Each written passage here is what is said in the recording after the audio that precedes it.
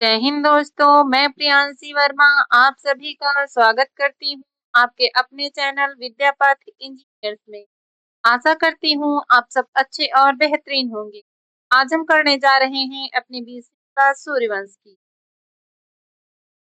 आज की क्लास का हमारा पहला क्वेश्चन है, किस स्थान पर अकबर को हुमायूं की मृत्यु की सूचना मिलने पर राजगद्दी पर बैठाया गया था? दिल्ली, आगरा, लाहौर, कालानौर। तो ये है कालानौर। कौन सा है? Option number D, Kalanaur. Humayun की मृत्यु 27 जनवरी 1556 के समय अकबर पंजाब के कालानौर, जो वर्तमान में गुरदासपुर जिले में था, वहीं पर 14 फरवरी 1556 को ईंटों के एक ऊंचे चबूतरे पर अकबर का राज्याभिषेक किया गया था। उस समय अकबर की आयु मात्र कितनी थी? 13 से 14 वर्ष थी। इसीलिए उनके संरक्षक बैरम खान ने उन्हें जलालुद्दीन मोहम्मद अकबर बादशाह गाजी की उपाधि के साथ राजगद्दी पर बिठाया। हुमायूं की मृत्यु कब हुई? हुमायूं की मृत्यु दिल्ली के दीनपनाह भवन में स्थित पुस्तकालय की सीढ़ियों से गिरने के कारण हुई थी। नेक्स्ट, हल्दी घाटी के युद्ध के पीछे अकबर का मुख्य उद्देश्य क्या था? राणा प्रताप को अपने अधीन लाना, मेवाड़ पर कब्जा लेना, गुजरात जीतना, मारवाड़ पर अधिकार करना। तो ये था राणा प्रताप को अपने अधीन लाना। क्या था? राणा प्रताप को अपने अधीन लाना था। 18 जून 1576 को हुए हल्दी घाटी के युद्ध का प्राथमिक कारण साम्राज्य विस्तार से कहीं अधिक राजनीतिक और व्यक्तिगत प्रतिष्ठा का था। अकबर चाहता था कि महाराणा प्रताप अन्य राजपूत राजाओं की तरह मुगल आधिपत्य स्वीकार कर लें। इसके लिए अकबर ने 4 शांति दूत जलाल खान, मानसिंह, भगवान दास और टोडरमल भी भेजे थे, लेकिन महाराणा प्रताप ने झुकने से मना कर दिया। अकबर की रणनीति क्या थी? अकबर का मुख्य लक्ष्य महाराणा प्रताप को जीवित पकड़ना या उन्हें अपनी अधीनता स्वीकार करने के लिए मजबूर करना था, ताकि पूरे राजपूताना में उसकी सर्वोच्चता स्थापित हो सके। नेक्स्ट, हल्दी घाटी के युद्ध में महाराणा प्रताप की सेना के सेनापति कौन थे? मानसिंह, बीरबल, हकीम खान, टोडरमल। तो ये थे हकीम खान। कौन थे? ऑप्शन नंबर सी, हकीम खान। हकीम खान सूरी ये महाराणा प्रताप की सेना में एकमात्र मुस्लिम सेनापति थे। इन्होंने प्रताप की सेना के अग्रिम दस्ते हरावल का नेतृत्व किया था। आमेर के राजा मान सिंह मुगल सम्राट अकबर की सेना के मुख्य सेनापति थे। यह युद्ध 18 जून 1576 को मेवाड़ के शासक महाराणा प्रताप और मुगल सम्राट अकबर की सेना के बीच लड़ा गया था। नेक्स्ट, निम्नलिखित में से किस परिवार ने सर्वप्रथम अकबर के साथ वैवाहिक संबंध स्थापित किया था? राठौर, सिसोदिया, कछवाहा, चौहान। तो ये था कछवाहा। कौन सा था? Option number C, Kachhwaha. Mughal सम्राट अकबर के साथ सर्वप्रथम वैवाहिक संबंध आमेर के कछवाहा शासक राजा भारमल ने स्थापित किए थे। यह विवाह जनवरी 1562 ईस्वी में हुआ था, जब राजा भारमाल ने अपनी पुत्री हरका बाई, जिन्हें इतिहास में मरियम उज जमानी और लोकप्रिय रूप से जोधाबाई के नाम से जाना जाता है, का विवाह अकबर से किया था। यह मुगलों और राजपूतों के बीच पहला महत्वपूर्ण गठबंधन था, जिसने आने वाले समय में मुगल साम्राज्य की स्थिरता और विस्तार में बड़ी भूमिका निभाई है। नेक्स्ट, किस चिश्ती संत के दरगाह पर अकबर दर्शन हेतु अधिक जाता था? मोइनुद्दीन, निजामुद्दीन औलिया, कुतुबुद्दीन बख्तियार काकी, फिरुद्दीन गंज ए सकर। तो ये था मोइनुद्दीन चिश्ती। कौन था? Moinuddin Chishti. Option number A. Mughal बादशाह अकबर अजमेर स्थित ख्वाजा मोइनुद्दीन चिश्ती, जिन्हें गरीब नवाज भी कहा जाता है, की दरगाह के प्रति गहरी श्रद्धा रखते थे। ऐतिहासिक अभिलेखों के अनुसार अकबर ने 1562 से 1579 के बीच लगभग 14 बार इस दरगाह की यात्रा की थी। वह अक्सर मन्नतें पूरी होने पर आगरा से अजमेर तक की यात्रा पैदल ही तय करता था। माना जाता है कि अकबर ने पुत्र प्राप्ति के लिए यहाँ मन्नत मांगी थी और जहांगीर सलीम के जन्म के बाद उसकी आस्था और बढ़ गई थी। अकबर ने दरगाह के लिए एक बड़ी तांबे की देग, खाना पकाने का बड़ा बर्तन भी दान किया था, जो आज भी वहां मौजूद है। टेस्ट। निम्नलिखित में से किसे अकबर ने स्वयं मारा था? अधम खां, बैरम खां, हेमू, तानसेन। तो ये था अधम खां। कौन था? अधम खां। अधम खां जो था वो अकबर की धाय मां माहम अनगा का पुत्र था। 1562 ईस्वी में अदम खां ने अकबर के प्रधानमंत्री अतगा खां की हत्या कर दी। इस घटना से क्रोधित होकर अकबर ने स्वयं अधम खां को मुक्का मारकर गिरा दिया और फिर उसे आगरा के किले की प्राचीर छत से नीचे फेंकवा दिया, जिससे उसकी मृत्यु हो गई। बैरम खां अकबर का संरक्षक था। उसकी हत्या गुजरात के पाटन में एक अफगान मुबारक खां ने की थी, न कि अकबर। जो बैरम खां और हेमू हेमू को पानीपत के द्वितीय युद्ध 1576 में मुगल सेना ने हराया था। घायल अवस्था में उसे अकबर के सामने लाया गया, जहां बैरम खान ने उसका सिर कलम किया था। तानसेन तानसेन अकबर के नवरत्नों में से एक और प्रसिद्ध संगीतकार थे। उनकी मृत्यु प्राकृतिक कारणों से हुई थी। राजपूताना के निम्न राज्यों में से किसने अकबर की संप्रभुता स्वीकार नहीं की थी? मारवाड़, मेवाड़, आमेर, बीकानेर। तो यह है मेवाड़। कौन सा है? Option number B, Mewar. Rajasthan का मेवाड़ एकमात्र ऐसा प्रमुख राज्य था जिसे मुगल सम्राट अकबर की अधीनता स्वीकार करने से स्पष्ट रूप से इनकार कर दिया था। मेवाड़ के शासक महाराणा प्रताप ने अपने पूरे जीवन काल में मुगलों के विरुद्ध संघर्ष किया और अपनी स्वतंत्रता बनाए रखी। प्रसिद्ध हल्दी घाटी का युद्ध 1576 अकबर और महाराणा प्रताप के बीच इसी संघर्ष का हिस्सा था। आमेर के राजा भारमाल राजपूताना के पहले शासक थे। उन्होंने 1562 में स्वेच्छा से अकबर की अधीनता स्वीकार की और मुगलों के साथ वैवाहिक संबंध स्थापित किए। इन राज्यों के अधिकांश शासकों ने भी 1570 के नागौर दरबार के दौरान या उसके आसपास अकबर की संप्रभुता को स्वीकार कर लिया था। हालांकि मारवाड़ के रावचंद्र सेन ने इसका विरोध किया था, लेकिन राज्य के तौर पर मेवाड़ का प्रतिरोध सबसे प्रबल और निरंतर रहा। अकबर के साथ युद्ध करने वाली दुर्गावती कहाँ की रानी थी? मंडला, काशी, गोंडवाना, मालवा। तो ये थी गोंडवाना की। कहाँ थी? Option number C, Gondwana. Rani Durgavati एक अत्यंत साहसी और पराक्रमी शासिका थी। रानी दुर्गावती गोंडवाना, जिसे गढ़ा मंडला के नाम से भी जाना जाता था, वहां की रानी थी।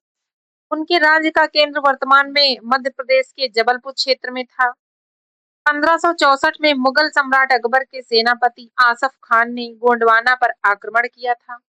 रानी ने अपनी छोटी सेना के साथ मुगलों की विशाल सेना का डटकर मुकाबला किया। युद्ध के दौरान घायल होने के बावजूद उन्होंने आत्मसमर्पण करने के बजाय स्वयं को बलिदान करना बेहतर समझा और 24 जून 1564 को वीरगति प्राप्त की। नेक्स्ट, अबुल फजल की मृत्यु किसके कारण हुई? शहजादा सलीम, अकबर, बीरबल, जहांगीर। तो ये हुई थी शहजादा सलीम के कारण। शहजादा सलीम जिन्हें बाद में सम्राट जहांगीर के नाम से जाना जाता है। शहजादा सलीम को के नाम से जाना जाता है, जहांगीर के नाम से। अबुल फजल की हत्या की साजिश रची थी किसने? शहजादा सलीम ने। सलीम को लगता था कि अबुल फजल उनके और उनके पिता अकबर के बीच दूरियां पैदा कर रहे हैं और उनके उत्तराधिकार के मार्ग में बाधा बन सकते हैं। सलीम के आदेश पर ओरछा के बुंदेला राजपूत शासक वीर सिंह देव बुंदेला ने 1602 ईस्वी में अबुल फजल की हत्या कर दी थी। यह हमला तब हुआ जब अबुल फजल दक्कन से आगरा लौट रहे थे। अबुल फजल की मृत्यु के समाचार ने अकबर को गहरा सदमा पहुंचाया था, क्योंकि वे अकबर के नवरत्नों में से एक और उनके सबसे भरोसेमंद मित्र व सलाहकार थे। टेस्ट,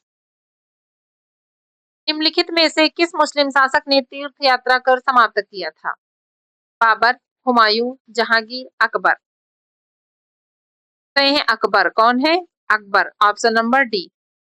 मुगल सम्राट अकबर अपनी धार्मिक सहिष्णुता की नीति के तहत 1563 ईस्वी में हिंदुओं पर लगने वाले तीर्थ यात्रा कर को समाप्त कर दिया था। इसके अगले ही वर्ष 1564 ईस्वी में उन्होंने जजिया कर को भी समाप्त कर दिया। अकबर का मानना था कि ईश्वर की इबादत के लिए जाने वाले लोगों पर लगाना अनुचित है। जो ईश्वर की इबादत के लिए जाने वाले लोगों पर कर लगाना अनुचित है। का मानना था, अकबर का मानना था। नेक्स्ट, निम्नलिखित में से किसे प्रबुद्ध निरंकुश कहा जा सकता है? बाबर, हुमायूं, अकबर, औरंगजेब। तो ये है Akbar, option number C Akbar. Next, ने यह आज्ञा दी थी कि आदमी एक ही स्त्री से विवाह करे? बाबर, हुमायूं, अकबर, जहांगीर। तो Akbar, option number C. Mughal सम्राट ने अकबर ने अपने शासनकाल में कई सामाजिक सुधार किए। इन्हीं सुधारों के तहत उन्होंने यह आदेश भी दिया था कि एक व्यक्ति को केवल एक ही पत्नी रखनी चाहिए। उन्होंने बहुविवाह को हतोत्साहित किया और केवल विशेष परिस्थितियों जैसे पहली पत्नी के संतान न होने पर में ही दूसरे विवाह की अनुमति दी थी। उन्होंने लड़कों के लिए विवाह की न्यूनतम आयु 16 वर्ष और लड़कियों के लिए 14 वर्ष निर्धारित की थी। अंतरजातीय विवाह, उन्होंने अलग-अलग धर्मों और समुदायों के बीच विवाह को बढ़ावा दिया था ताकि साम्राज्य में एकता बनी रहे। नेक्स्ट, अकबर के प्रशासन में सैनिक विभाग का प्रमुख कौन था? दीवान, मीर बख्शी, वजीर, कोतवाल। तो ये था मीर बख्शी। कौन था? Option number B Mir Bakhshi. Mir Bakhshi या सैन्य विभाग का प्रमुख होता था। इसका मुख्य कार्य सैन्य नियुक्तियां करना, घोड़ों को दागने की व्यवस्था करना, रसद की आपूर्ति देखना और सैनिकों को वेतन पेमास्टर के रूप में प्रतिबंधित करना।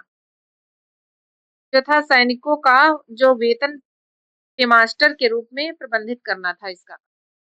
नेक्स्ट, अकबरकालीन सैन्य व्यवस्था किस पर आधारित थी? मनसबदारी, जागीरदारी, इक्तादारी, सामंतवाद। तो ये था मनसबदारी। कौन सा था? Option number A मनसबदारी। मनसबदारी प्रथा क्या थी? अकबर ने अपने शासनकाल 1571 ईस्वी में एक नई सैन्य और प्रशासनिक व्यवस्था शुरू की। मनसबदारी प्रथा कहा जाता था। मनसब एक अरबी शब्द है जिसका अर्थ पद या रैंक होता है। इस व्यवस्था के अंतर्गत प्रत्येक अधिकारी को एक पद मनसब दिया जाता था जो उसकी सेना में स्थिति और वेतन का निर्धारित करता था। यह व्यवस्था दो भागों में विभाजित थी, जात और सवार की वह संख्या जो एक मनसबदारी को रखनी होती। इसका मुख्य उद्देश्य एक विशाल और संगठित सेना तैयार करना था जो सीधे सम्राट के प्रति जवाबदेह हो, जिस सामंतों की शक्ति पर अंकुश लगाया जा सके। नेक्स्ट, जाप्ती प्रणाली किसकी देन थी? शेरशाह, बाबर, जहांगीर, अकबर। तो ये थी अकबर की थी। क्या मुगल काल की एक महत्वपूर्ण भू राजस्व प्रणाली थी? इसे सम्राट अकबर के शासनकाल में उनके वित्त मंत्री राजा टोडरमल द्वारा विकसित और लागू किया गया। टेस्ट, टोडरमल किस क्षेत्र में प्रसिद्ध थे? सेना, भू राजस्व, न्याय और धर्म। तो ये थे भू राजस्व। कौन थे? ऑप्शन नंबर बी भू राजस्व। राजा टोडरमल मुगल सम्राट अकबर के दरबार के 9 रत्नों में से एक थे। वे अकबर के शासनकाल में वित्त मंत्री, राजस्व मंत्री थे। उनकी प्रसिद्ध के जो कारण है बहुत बहुत सारे हैं। उन्होंने देहशाला जो भू राजस्व सुधार है, उन्होंने देहशाला नामक एक नई और कुशल भू राजस्व प्रणाली शुरू की। टोडरमल बंदोबस्त के नाम से भी जाना जाता था। उन्होंने भूमि की पैमाइश माप के लिए का उपयोग किया। मानक बाट और मानक बाट की जो माप की शुरुआत की थी, मानक बाट से की। प्रशासनिक योगदान क्या था? मुगल सेवा में आने से पहले उन्होंने शेर शाह सूरी के अधीन भी कार्य किया था, जहां उन्होंने प्रशासनिक और राजस्व प्रबंधन के सीखे थे। नेक्स्ट, दीन इलाही कब शुरू किया गया? 1570, 1580, 1581, 1582। किया गया था 1582 में। कब? 1582। दीन इलाही ईश्वर का धर्म क्या कहा गया है इसको? ईश्वर का धर्म की शुरुआत मुगल सम्राट अकबर ने 1582 ईस्वी में। इसका मुख्य उद्देश्य क्या था? इसका मुख्य उद्देश्य था विभिन्न धर्मों के अच्छे सिद्धांतों को मिलकर एक नया नैतिक और धार्मिक मार्ग बनाना था ताकि साम्राज्य में धार्मिक सद्भाव और एकता बनी रहे। इबादत खाना किसने बनवाया? बाबर, हुमायूं, अकबर, जहांगीर। तो ये बनवाया था ऑप्शन नंबर सी अकबर ने। इबादत खाना या एक प्रार्थना भवन या पूजा का घर था। की स्थापना मुगल सम्राट अकबर ने 1575 ईस्वी में। क्या अकबर की तत्कालिक राजधानी फतेहपुर सीकरी में स्थित है? टेस्ट। सुलह-ए-कुल किस पर आधारित था? धार्मिक सहिष्णुता, समानता, शांति, उपरोक्त सभी। उपरोक्त सभी। सुलह-ए-कुल। सुलह-ए-कुल कौन सा शब्द है? यह एक अरबी शब्द। इसका अर्थ क्या है? इसका अर्थ है सार्वभौमिक शांति या सभी के साथ शांति। अकबर ने इस विचार को अपने साम्राज्य में विभिन्न धर्मों और समुदायों के बीच एकता और सद्भाव बनाने रखने के लिए बनाया था। किस मुगल शासक ने के विरुद्ध जौनपुर में फतवा जारी हुआ था? किस मुगल शासक के विरुद्ध जौनपुर से फतवा जारी हुआ था? बाबर, अकबर, जहांगीर, औरंगजेब। ये हुआ था ऑप्शन नंबर बी, अकबर। सन 1580 में जौनपुर के काजी मुल्ला मोहम्मद यजीदी मुगल सम्राट अकबर के विरुद्ध एक धार्मिक आदेश फतवा जारी किया था। टेस्ट। बुलंद दरवाजा किसने बनवाया? बुलंद दरवाजा बनवाया अकबर ने। किसने बनवाया? अकबर ने बनवाया। बुलंद दरवाजा जिसे भव्यता का द्वार भी कहा जाता है, मुगल सम्राट अकबर द्वारा बनवाया गया था। यह उत्तर प्रदेश के फतेहपुर सीकरी निर्माण का क्या कारण था? अकबर ने 1572 से 73 में गुजरात पर अपनी विजय की स्मृति में इसका निर्माण करवाया। अपनी विजय की याद में इसका निर्माण करवाया था। गुजरात पर अपनी विजय की।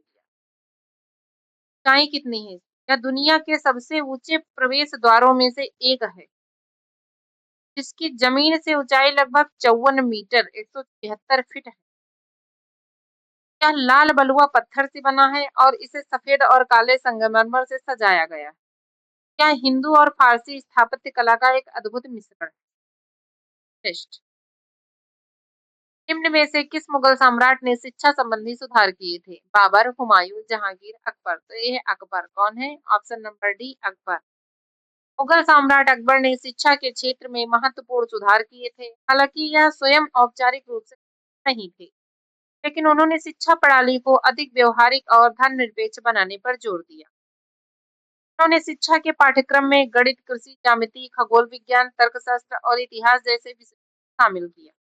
उन्होंने संस्कृत के ग्रंथों का फारसी में अनुवाद कराने के लिए एक अलग अनुवाद विभाग की स्थापना की। नेक्स्ट। रामायण का फारसी सब जो अनुवाद है किसने लिखा? क्या फैय्योजी, बंदायूनी, अबुल फजल रहीम। रामायण का फारसी अनुवाद किसने किया है? फैजी, बंदायूनी, अबुल फजल रहीम। तो ये किया है बंदायूनी ने।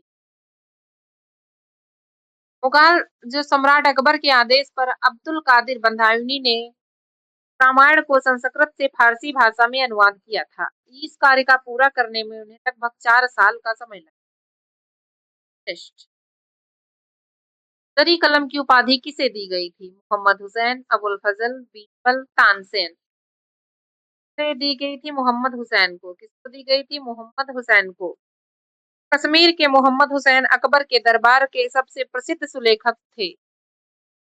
उनकी बेहतरीन लिखावट और अक्षरों की सुंदर बनावट के कारण सम्राट अकबर ने उन्हें जरी कलम, सुनहरी कलम की उपाधि से सम्मानित किया था। टेस्ट। वह जैन साधु कौन था जिसे जगत गुरु की उपाधि दी गई? जिनसेन, हरिविजय सूरी, हेमचंद, पद्मनांदी। तो ये थे हरिविजय सूरी। कौन थे? हरिविजय सूरी। ये जैन धर्म के श्वेतांबर संप्रदाय के एक महान आचार्य थे। कौन थे?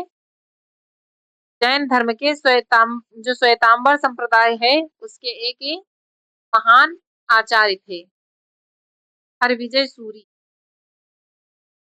टेस्ट। यह आज का अंतिम सवाल था। मिलते हैं अपनी नेक्स्ट क्लास में। आज के लिए बस इतना ही। धन्यवाद।